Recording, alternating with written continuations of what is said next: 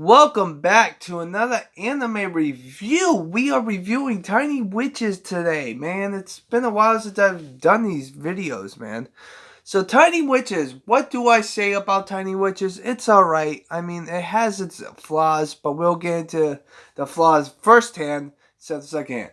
First off, the three main characters. The main characters are your typical heroes. She's a human, but she's not technically a witch, but they don't explain why she has witch powers until further on. But then again, she does explain it in the beginning, but then it's just like, what the fuck.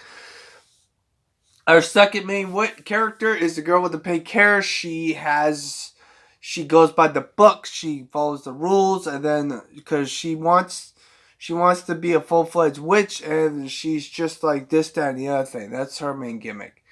As for the third main character, she decides to she goes a really dark path, and she decides she is so depressed and so negative on herself, and when she decides to do magic, she turns into this behemoth that's going to destroy the witch realm, and that's what the thing is. Now then, on to the main plot. Now the main plot of this anime is the fact that our main character, which is the human girl, decides to free all the witches who don't even look like fucking witches. They look like a bunch of fucking mythical creatures, to be honest with you. Or some of them don't even look like fucking witches. Like, what the fuck? But the thing is about her is the fact that she wants to save them. At a certain point, though, they stop caring about the witches and they're just like a side thing. Like, what the fuck? Like, all of a sudden they go into the main plot, and that's the main problem with this whole fucking anime. Two things. One, once the witches don't have significant plot in the anime as a whole, they are just completely forgotten, or they're just taking a back seat of the anime about this dark magic type bullshit. I don't give a fuck about that. The second main problem I have with it is that once the witches don't really have much significance, I mean, they do have significance in the main plot of the whole anime, but their role has become less and less as the episodes go on. But between episode 15, 13, 14, 15, 16, 17, they just make you have a confusion, and also they just make twists and turns, like the main character's father's in the witch realm. This guy she's the savior. Like, you're throwing so much information at me that I can't process it. That's the main problem with this anime, is that once the main threat comes along, that's when everything hits you. They throw at you a lot of information and plot twists that it confuses the fuck out of the person that's watching the anime. And that's my main problem with it. I mean, I like the last 6 episodes, but the last 6 episodes are OVAs and they're side stories. The side stories come all before the ending, but there's one side story that happens before the beginning, and that one was the most interesting one, because then it had the main character.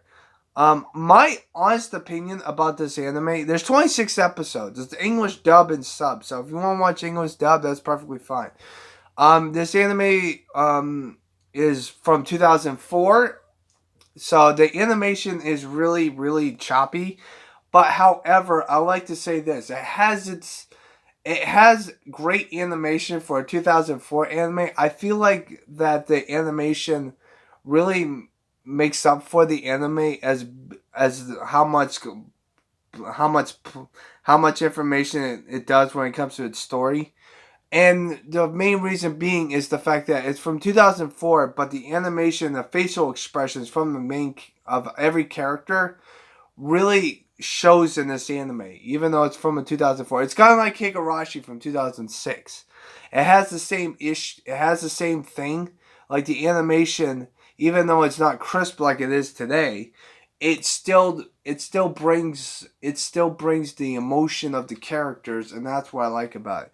The other thing I like about this anime is the character development of the 3 main characters. Everyone else I don't give a flying fuck about them.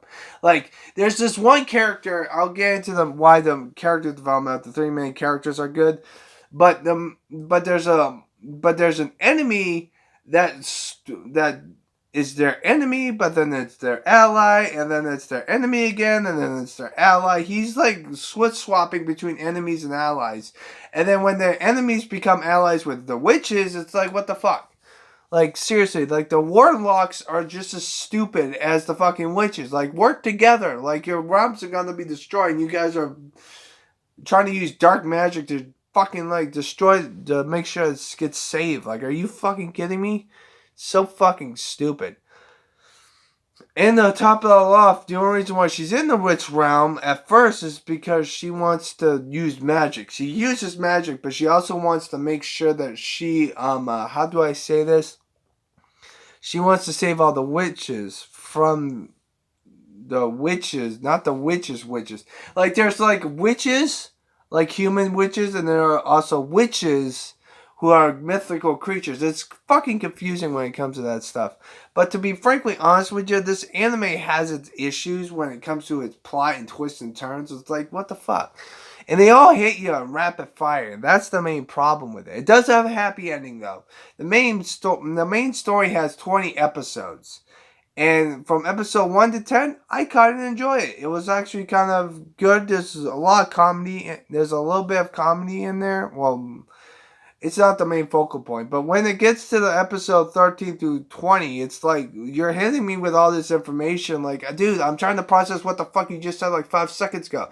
Like, this, like, her father's kidnapped. And then all of a sudden you hit me with another fucking bombshell that her mother is a fucking witch too. Like, what the fuck, man?